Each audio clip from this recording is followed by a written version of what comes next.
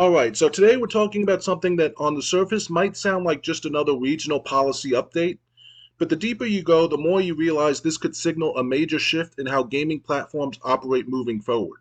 Because Sony Interactive Entertainment is preparing to require age verification for certain communication features on PlayStation consoles in the UK. And whether you live there or not, this is something that absolutely deserves your attention. Let's start with what's actually happening. In response to new regulations in the UK, PlayStation users may soon be required to verify their age if they want to access features like voice chat, direct messaging, party systems, and potentially other social tools built into the platform. These aren't fringe features either. This is the core of how modern gaming works. Multiplayer isn't just about gameplay anymore. It's about communication, coordination, and community. So when you put restrictions or requirements on those systems, you're not just tweaking a feature, you're reshaping the experience. Now, this move is largely tied to the Online Safety Act 2023, which is designed to hold platforms accountable for user safety, particularly when it comes to minors. The goal is to reduce exposure to harmful content, limit harassment, and ensure that kids aren't interacting in spaces that could put them at risk. And let's be clear, those are valid concerns. Online spaces, including gaming, haven't exactly had a spotless record when it comes to toxicity, abuse, or inappropriate interactions. But here's where things start to get complicated, because solving one problem can sometimes introduce another. In order to verify age, users may be asked to submit official identification or go through third-party verification systems. That could mean uploading a driver's license, passport, or using facial recognition tools to confirm your age. And for a lot of people, that's a massive shift from what gaming has traditionally been. Think about the evolution here.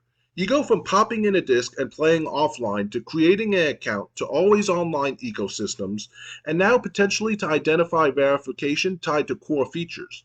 Each step adds more structure, more oversight, and more dependency on external systems. And while some of that evolution has brought convenience and connectivity, it also raises an important question. How much is too much? Because at a certain point, players start to feel like they're being asked to give up more than they're comfortable with. Privacy becomes a real concern. When you hand over personal identification, you're trusting that's going to be stored securely, handled responsibly, and not exposed in a data breach. And let's be honest, no system is completely immune to that risk. Even beyond security, there's the issue of accessibility.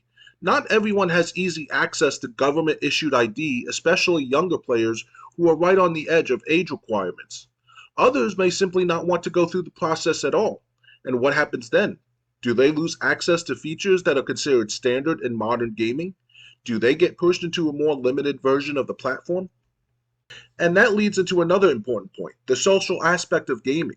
Whether you're playing competitively or casually, communication is a huge part of the experience. It's how friendships are built, how teams coordinate, and how communities grow. If age verification creates friction, if it makes people hesitate to engage or cuts off access entirely, it could fundamentally change how players interact. Now, to be fair, there is another side to this. For parents especially, this kind of system might be seen as a positive step. Knowing that platforms are taking stronger measures to verify age and protect younger users can provide peace of mind. It suggests a level of responsibility that, frankly, many people have been asking for. And from that perspective, it's not about restriction, it's about protection. But here's the bigger picture, and this is where things get really interesting. Moves like this don't usually stay isolated. When a company like Sony implements a system in one major market, there's always the possibility that it expands. Not necessarily because they want to enforce it everywhere, but because maintaining different systems for different regions can be complicated and expensive. Standardization often becomes the easier path. So even if you're sitting there thinking, this doesn't affect me, it might sooner than you think. We've seen similar patterns with other forms of regulation, content policies, and online systems. What starts as a regional requirement can gradually become the norm. And that raises a bigger philosophical question about the future of gaming. Are we moving toward a more controlled, regulated environment where identity verification becomes standard? Or will there be pushback from players who value privacy and anonymity?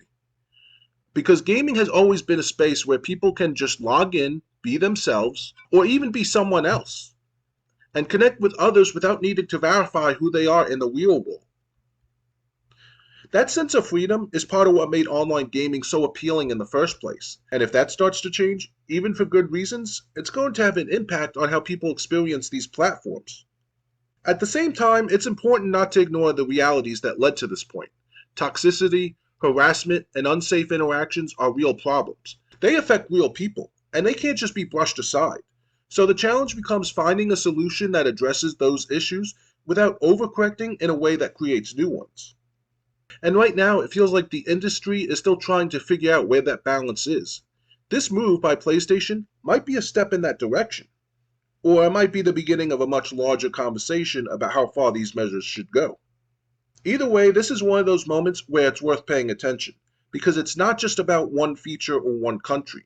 It's about the direction the entire industry could be heading in. So now I want to hear from you.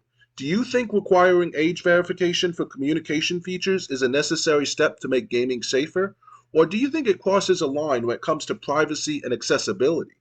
And do you see this staying in the UK or becoming something we all have to deal with eventually? If you enjoyed this video, make sure to give it a thumbs up, subscribe, and ring the notification bell so you don't miss any future uploads. And if you want to support the channel even further, check out my Patreon.